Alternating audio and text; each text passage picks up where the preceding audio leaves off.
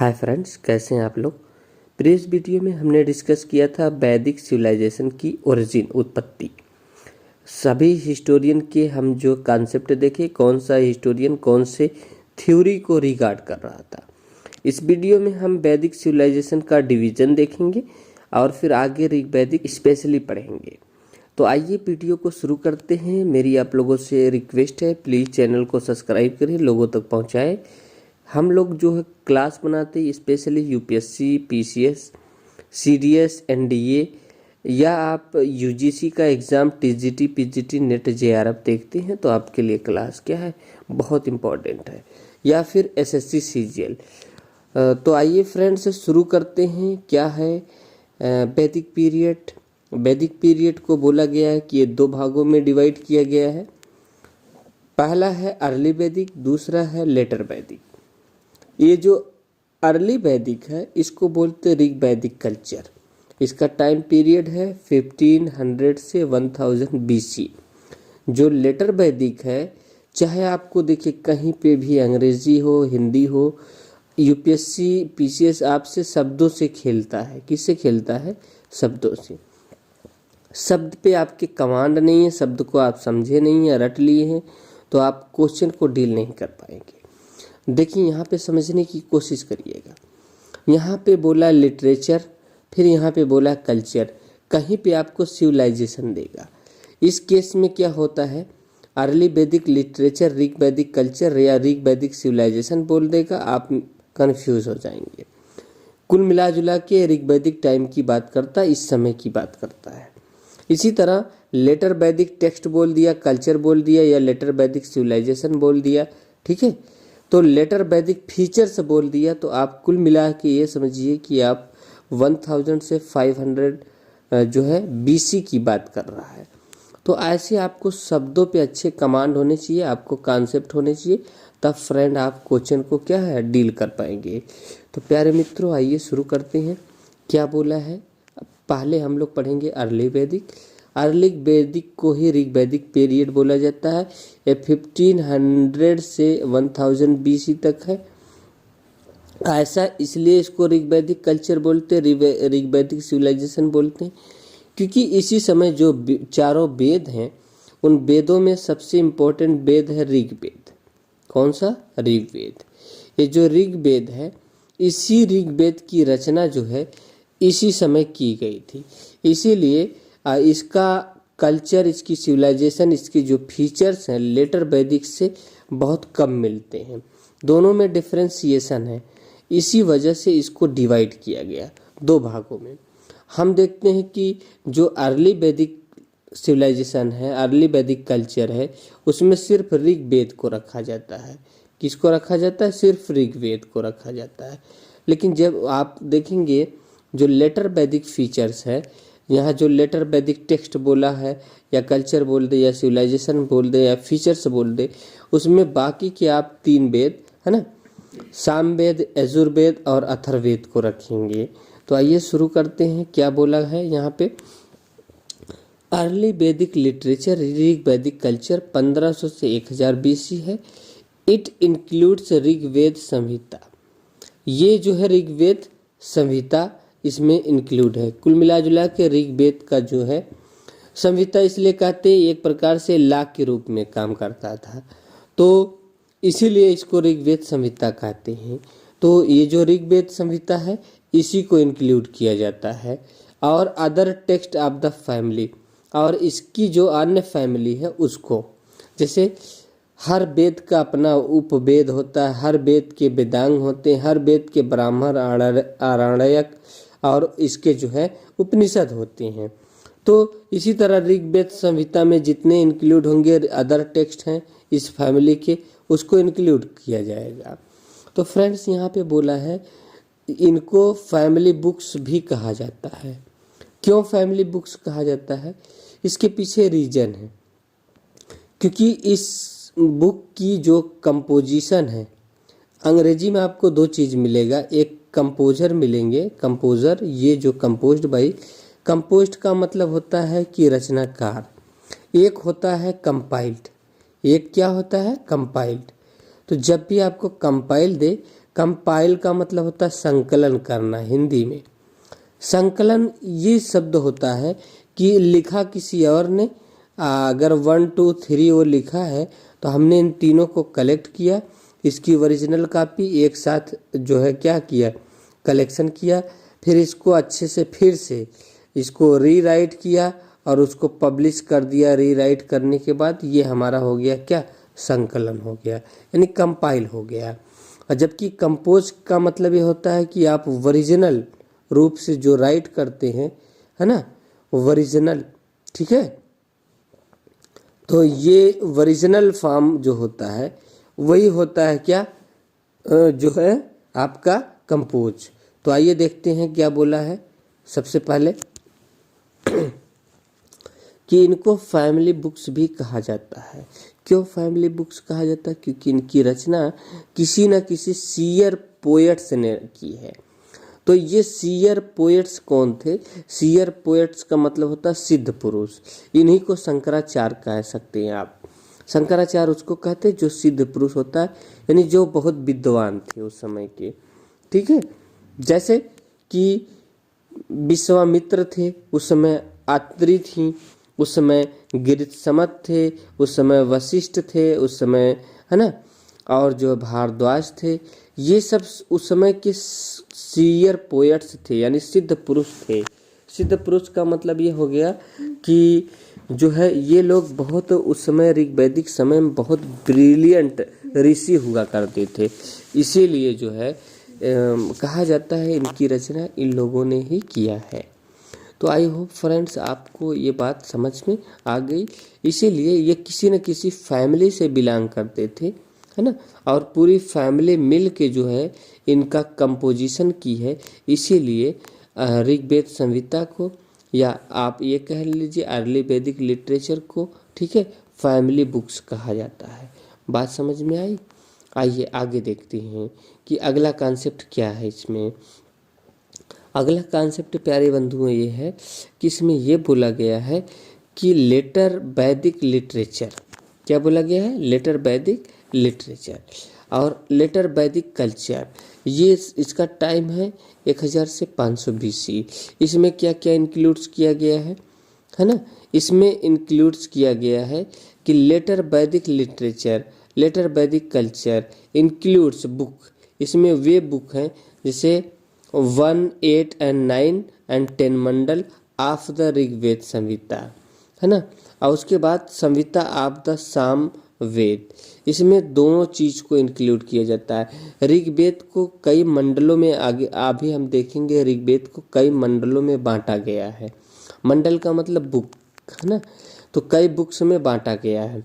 तो इसमें ये कहता है कि जो लेटर वैदिक लिटरेचर है और लेटर वैदिक कल्चर है, इसमें हम दो चीज़ को स्पेशली शामिल करते हैं कि जो ऋग्वेद का जो मंडल है यानी बुक है 1, 8, 9 and 10 इनको, और ऋग्वेद संहिता, ठीक है, ऋग्वेद संहिता ये 1, 9 and 10, 8 और उसके बाद संहिता आप सामवेद, सामवेद की संहिता और यजुर्वेद की, अथर्ववेद की। इनको ये माना जाता है कि ये जो है बाद के लिखे गए हैं। क्या कब के लिखे गए हैं? बाद के लिखे गए हैं। तो ऋग्वेद के पार्ट, लेकिन ये लिखा गया है बाद में, वो जोड़ा गया है ऋग्वेद संहिता में, लेकिन है पार्ट बाद का, लेटर एडिशन है, ठीक। इसके साथ अथर्ववेद हो गया, उसके बाद ब्राह्मण हो गया, आरण्यक हो गया, उपनिषद हो गया, है ना, अटैच टू ऑल 4 वेदास, यानी सभी जो वेद हैं, जितने भी वेद हैं उनके ब्राह्मण हैं, आरण्यक है, उपनिषद है, ये सभी वेदों के अपने ब्राह्मण, आरण्यक और उपनिषद हैं। तो यही ये बोला है। इन सबको इंक्लूड करके हम बोलते हैं लेटर वैदिक लिटरेचर। क्या बोलते हैं? लेटर वैदिक लिटरेचर। ऋग वैदिक में सिर्फ ऋग्वेद और उसके संहिता को ही इंक्लूड करते हैं, ठीक, और ऋग्वेद के पूरे मंडल को नहीं, वो जो पुराने मंडल हैं उनको, जैसे कि जो ऋग्वेद के लेटर मंडल हैं 1 हो गया, 8 हो गया, 9 हो गया, 10 हो गया, ये बाद के एडिशन है, यानी बहुत बाद में ऐड लिखे गए और ऋग्वेद में ऐड किए गए। तो तो इनको जो है लेटर एडिशन माना जाता है कि ये जो है ऋग्वेद के समय के नहीं लिखे गए हैं। ठीक है, तो इस वजह से इनको ऋग्वेद संहिता में तो शामिल किया गया है, लेकिन इनका जो है अध्ययन हम लेटर वैदिक लिटरेचर के तहत करते हैं। बात समझे। उसके बाद बोला है संहिता ऑफ सामवेद, जो सामवेद की जो पंक्तियां हैं, सूक्तियां हैं, ऋचाएँ हैं, उनका इंक्लूजन कर दिया जाए। यजुर्वेद का, अथर्ववेद का, और उसके साथ साथ सभी वेदों की जो ब्राह्मण, आरण्यक, उपनिषद है, इन सबको इंक्लूड करने के बाद हम उसको बोलते हैं लेटर वैदिक लिटरेचर। आई होप आप समझ गए। आगे देखिए, बोला है द वर्ड वेद, जो वेद शब्द है ये बना हुआ है, डिराइव्ड माने उत्पत्त हुआ है विद से, है ना। ये इसका मुख्य शब्द क्या था? विद। विद का मतलब क्या होता है? नॉलेज या नो, जानना या नॉलेज। यानी वेद जो है विद शब्द से बना है, जिसका अर्थ होता है ज्ञान। बात समझे। इनको श्रुति भी कहा जाता था, वेदों को श्रुति कहा जाता था। श्रुति इसलिए कहते थे क्योंकि ये श्रुति का मतलब होता है जिसे सुना जा सके, क्योंकि जब स्क्रिप्ट की लोगों को ज्ञान नहीं था, स्क्रिप्ट मतलब लिपि का, तो जब लिखना लोग नहीं जानते थे उस समय ये सुन करके, इसके जो मैसेज थे सुन करके पीढ़ी दर पीढ़ी ये ट्रांसफ़र करते थे ओरली। तो वही लिखा गया है, transmitted orally for many century, जिसको कई सेंचुरियों तक, कई शताब्दियों तक ट्रांसमिट किया गया, एक जनरेशन से दूसरे जनरेशन तक, वो भी सुन करके। ठीक है, तो जाहिर सी बात है कि जब आप एक पीढ़ी से दूसरे पीढ़ी तक वही बातें आप सुन के क्या करते हैं, ट्रांसमिट कर देते हैं, तो उसमें कहीं ना कुछ मॉडिफिकेशन आ ही जाता है। वो अपने ओरिजिनल में नहीं रहेगा, उसमें मॉडिफिकेशन ज़रूर हो जाता है। तो यही मॉडिफिकेशन जो हुआ था ऋग्वेद में, उसको हम लेटर वैदिक में रखते हैं। जैसे पहला मंडल हो गया, 8वां, 9वां और 10वां मंडल हो गया। ठीक है, तो आइए आगे देखते हैं क्या बोला है कि later they were written down, क्योंकि ये बाद में लिखे गए, जब स्क्रिप्ट का ज्ञान हुआ तब, तो इसलिए कहा जाता है कि अर्लीस्ट सर्वाइविंग मैन्युस्क्रिप्ट जो है, कहा जा रहा है कि ऋग्वेद का टाइम तो भाई आपने देखा कि 1500 से 1000 BC है, यही ना देखा आपने। तो 1000 BC है, लेकिन अभी तक जो इंडिया का इतिहास रहा है, इसमें हमको जो सर्वाइविंग मतलब आज भी जो उपलब्ध है, अर्लीस्ट मतलब सबसे प्राचीनतम मैन्युस्क्रिप्ट, हाथ से लिखी गई, हस्तस्क्रिप्ट, हस्तलिपि, यानी हाथ से लिखी गई लिपि, स्क्रिप्ट जिसको क्या बोलते हैं, स्क्रिप्ट, हाथ से लिखी गई स्क्रिप्ट जो बिलोंग करती वो तो 11th सेंचुरी BC में है। यानी हमको अभी 11th है ना, जो सेंचुरी BC थी, ठीक है, यानी 1100 BC से पुराना अभी तक कोई भी मैन्युस्क्रिप्ट मिला ही नहीं है। तो इसका ये मतलब नहीं है कि ऋग्वेद पीरियड हम नहीं कहेंगे, ये नहीं कह सकते कि ऋग्वेद एकदम जो है बाद में लिखा गया। तो लेकिन आप देख रहे हैं 1100 BC मिला गया, तो यानी कहने का मतलब ये है लोगों को शायद मैन्युस्क्रिप्ट की जानकारी 1100 BC तक हुई। लेकिन आप ये भी जानते हैं ये स्क्रिप्ट एक दिन में नहीं लोग सीख पाते हैं, समय लगता है। तो ये 1500 से जब चले थे तो 1100 तक आते आते ये लोग क्या किए, सीख गए 1100 BC तक। तो 1100 BC तक सीख गए, उसी समय ऋग्वेद की क्या किए, रचना की। ठीक है, तो जब ऋग्वेद की रचना 1100 BC में की गई, तब से हमारे पास यही मैन्युस्क्रिप्ट का जो है, जो एविडेंस आज अवेलेबल है वो इतना ही पुराना है। और बाद जो 1000 से 500 BC में लिखे गए, उनको हम लेटर वैदिक के कैटेगरी में रखते हैं। तो इसी आधार पे जो टेक्स्ट मिले हैं, टेक्स्ट का मतलब जो स्क्रिप्ट मिले, लिखावट मिली है, उसी के आधार पे हम अर्ली वैदिक और लेटर वैदिक लिटरेचर को डिवाइड कर देते हैं।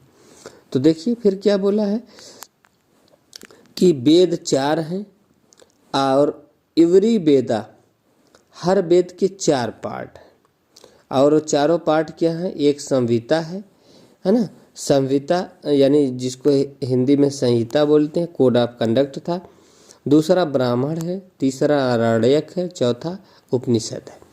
प्रत्येक वेद के 4 पार्ट थे, संहिता, ब्राह्मणा, आरण्यक और उपनिषद। इतनी बात आपको समझ में आई। फिर आगे क्या बोला है, आगे ये बोला है कि द 4 वेदास आर, जो चारों वेद हैं उनका नाम दिया ऋग्वेद, सामवेद, यजुर्वेद एंड अथर्ववेद। तो सबसे पहले रचना हुई थी ऋग्वेद की, फिर सामवेद की, फिर यजुर्वेद की, लास्ट में अथर्ववेद की। इनका क्रम है 1 2 3 4। ये भी आप जानते रहिए, बात समझे ना। तो अब देखिए क्या बोला, वैदिक लिटरेचर, यानी वैदिक लिटरेचर किसको कहेंगे? क्या वैदिक लिटरेचर हम सिर्फ ऋग्वेद को कहेंगे या फिर लेटर वैदिक की जो स्क्रिप्ट है उनको कहेंगे? भाई वेद तो सभी हैं, चारों हैं, ये वेद तो चारों हैं। तो वैदिक लिटरेचर हम इनसे जुड़े हुए जितने भी टेक्स्ट होंगे, है ना, उन सबको बोलेंगे। तो वैदिक लिटरेचर क्या होता है? तो वैदिक लिटरेचर ऋग्वेद भी होता है, सामवेद, यजुर्वेद, अथर्ववेद ये होते हैं। इनके ब्राह्मण, आरण्यक, उपनिषद, वेदांता, वेदांगा, पुराना, धर्मशास्त्र, इपिक्स। इपिक्स में 2 इपिक्स है, रामायण और महाभारत। इन सबको मिला के हम लोग प्यारे मित्रों सबको इंक्लूड कर दिया जाए तो उसको बोलते हैं वैदिक लिटरेचर। उसको क्या बोलते हैं? वैदिक लिटरेचर। तो आई होप आपको कॉन्सेप्ट क्लियर हो गया होगा।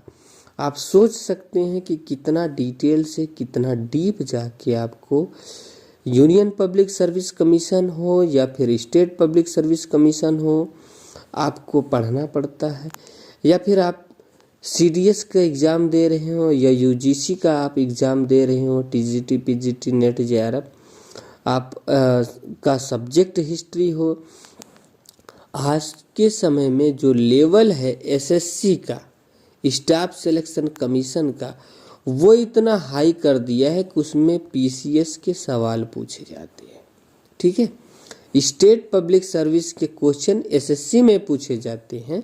ठीक, और ये जो SSC में पूछे जाते हैं क्वेश्चन, उसका लेवल इतना है तो आप UPSC के लेवल की तो इमेजिनेशन भी नहीं कर सकते।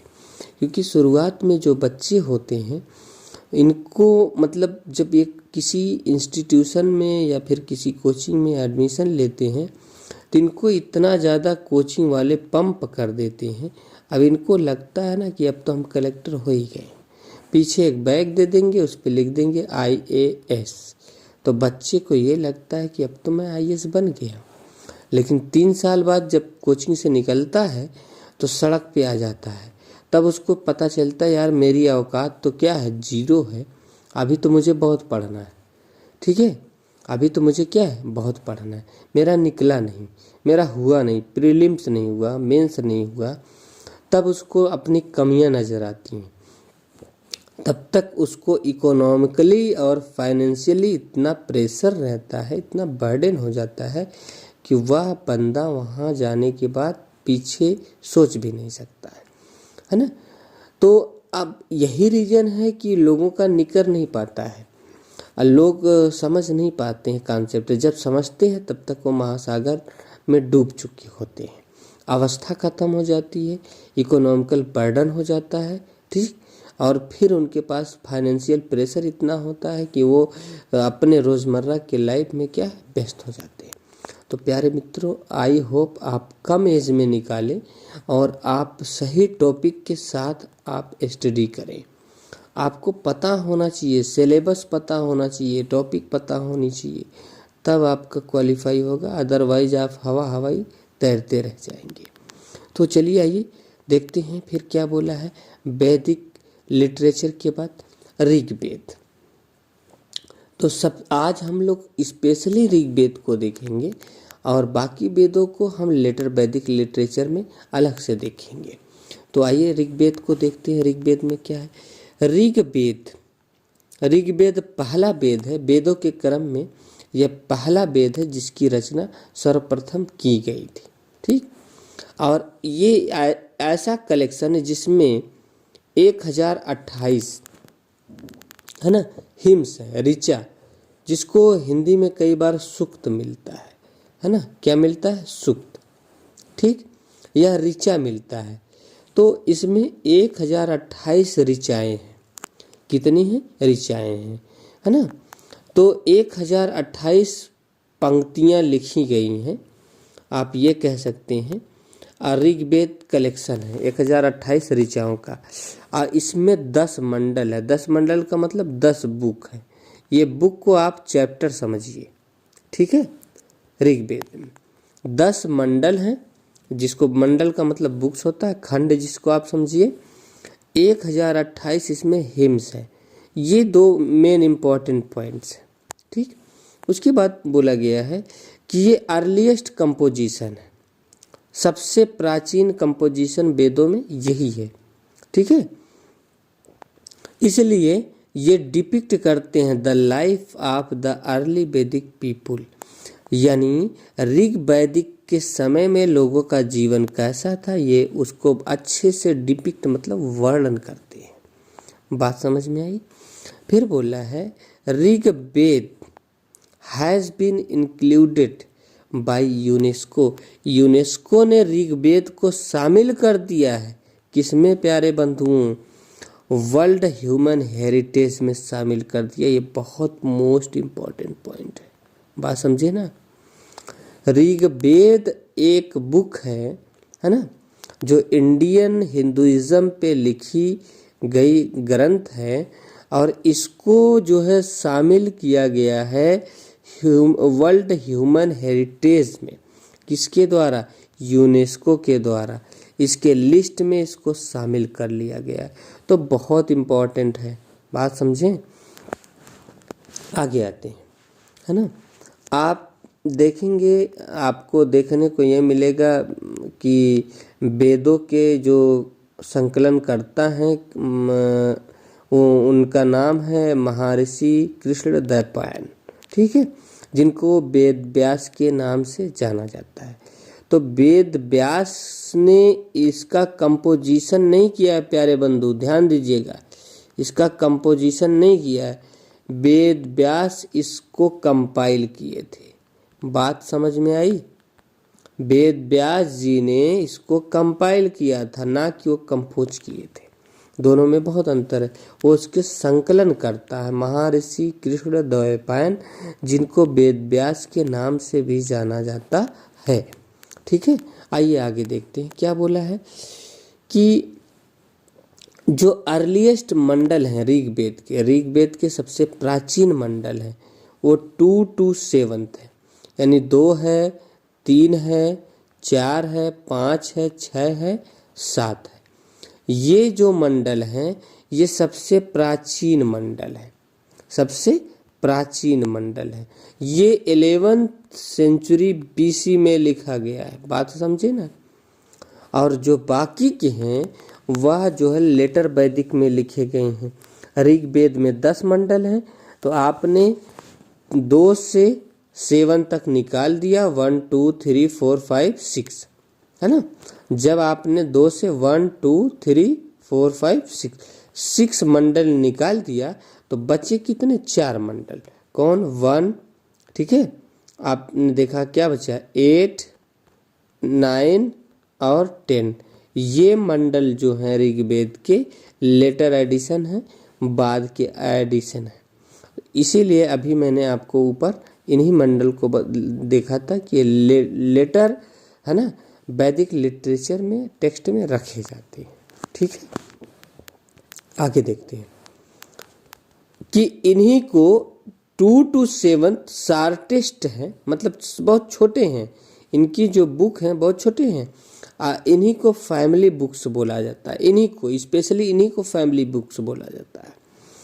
क्योंकि composed by certain seer poets या ऋषि, क्योंकि इसकी रचना किसी सिद्ध पुरुष ने या महर्षि ने किया है, इसीलिए इसको फैमिली बुक्स बोला जाता है कि महर्षियों के परिवार ने इसकी रचना किया है, इसलिए इसको फैमिली बुक्स बोला जाता है। और खासकर 2 to 7 को। बात समझ में आई? अब बोला है मंडल 1 and 10 आर लेटर एडिशन।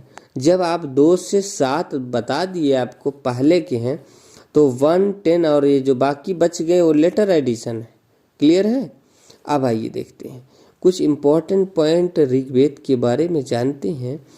तो ऋग्वेद के बारे में इम्पोर्टेंट पॉइंट ये है कि इसका 3rd मंडल, जो तीसरा मंडल है, यानी तीसरा बुक जो है ना, तीसरे मंडल में, ऋग्वेद के तीसरे मंडल की रचना विश्वामित्र ऋषि ने किया था।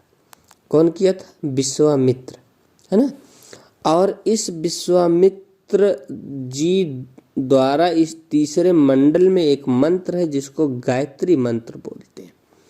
आज भी आप सुनते होंगे ओम भूर्भुवः स्वः। ये गायत्री मंत्र जो है ये ऋग्वेद के तीसरे मंडल में है, जिसकी रचना विश्वामित्र ने किया था। बात समझे? गायत्री मंत्र सवित देवता को समर्पित है।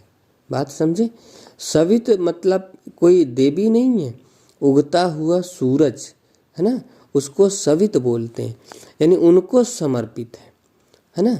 तो विश्वामित्र जी ने इसकी रचना की है गायत्री मंत्र की, ठीक। और किस मंडल में? 3rd मंडल में। बात तो समझ में आई? अब आते हैं 4th मंडल। ये यही नहीं है, इनका पूरा फैमिली, जो ऋषियों का जो पूरा फैमिली था, सबने मिल के रचना किया है। ये उसमें चीफ थे, मेन हेड यही है, ठीक है। इसी तरह 4th जो मंडल है इसकी रचना वामदेव ने किया है। कौन किया है? वामदेव किया है। इसमें एग्रीकल्चर यानी कृषि की प्रक्रिया का वर्णन किए। क्लियर है? किसका वर्णन किए हैं? कृषि की प्रक्रिया का वर्णन किए। इसी तरह जो मंडल हमारा जो 8 है, 8वां मंडल, इसकी रचना कण्व फैमिली ने किया है। बात समझे? इसी तरह मंडल जो 9 है, मंडल 9 है ऋग्वेद में, है ना, इसमें सोम रस की बात कही गई। सोम एक प्रकार का द्रव्य होता था, यानी लिक्विड होता था, द्रव होता था, जिसको पीने के बाद, है ना, कुछ नशा होता था, यानी नशा, यानी ये आप ये कह सकते हैं कि ये एक एल्कोहल की तरह एक लिक्विड था, इसको सोम बोला गया है। तो सोम का जो वर्णन है ऋग्वेद के 9वें मंडल में मिलता है। किसमें मिलता है? 9वें मंडल में। ऋग्वेद की जो हिम्स है, हिम्स का मतलब ऋचाएं, हिम्स का मतलब ऋचाएं, जो ऋग्वेद की ऋचाएं हैं, उन ऋचाओं में, ऋचा का मतलब एक प्रकार से मंत्र समझिए, है ना, पंक्ति। इस पंक्तियों में जो 9वां मंडल है, 9वें मंडल में सोम रस की बात कही गई है। बात समझे? सोम एक इंटॉक्सिकेटेड, इंटॉक्सिकेंट लिक्विड था, ठीक है, लाइक एल्कोहल, ठीक है। ऋग्वेद का जो 10वां मंडल है, इसको क्षुद्र और महासुक्ति ने लिखा है। कौन ने लिखा है? क्षुद्र और महासुक्ति ने लिखा है। इसमें ये बहुत इंपॉर्टेंट पॉइंट है, ये 10वें मंडल में पुरुष सूक्त का वर्णन किया गया है। किसका वर्णन किया गया? पुरुष सूक्त का। यानी एक पुरुष सूक्त क्या है? एक पुरुष बनाया गया है, ठीक है, और उसका जो पार्ट है, ठीक है, इस पुरुष का जो ऊपर वाला सिर है, इसको बोला गया है ब्राह्मण, है ना, और जो ये चेस्ट है, इसको बोला गया छत्री, ठीक है, इसको क्या बोला गया? बी वाले पार्ट को छत्री। और ये जो कमर का हिस्सा है, इसको वैश्य बोला गया है। पहले को बोला गया है ब्राह्मण। क्या बोला गया है? ब्राह्मण, ठीक है। और ये जो है, इनको बोला गया है छत्री, ठीक है। और ये 3rd पार्ट है, इसको बोला गया वैश्य, ठीक। और जो पैर वाला पोर्शन है, इन पैरों वाले पोर्शन पे ठीक है, ये जो आदमी के पैरों वाला पोर्शन है इसको बोला गया शूद्र। क्या बोला गया है? शूद्र। एक आदमी है जिसके शरीर के अलग अलग अंगों का ऐसे मेंशन किया गया है। ठीक है, तो ये पुरुष सूक्त ही 10वें मंडल में वर्णित है, जिसकी रचना जो है ना, क्षुद्र सूक्ति और महासूक्ति ने किया है। इसमें चारों वर्ण का पहली बार जिक्र आया है। समझ रहे हैं ना, चारों वर्ण। तो चारों वर्ण प्यारे मित्रों वही हैं जो अभी हमने आपको बताया कि ब्राह्मण, क्षत्रिय, वैश्य और शूद्र, इन चारों वर्णों का प्रथम बार पुरुष सूक्त में वर्णन किया गया है। 10th mandala of Rigveda written by क्षुद्र सूक्ति एंड महासूक्ति। बात तो समझे ना।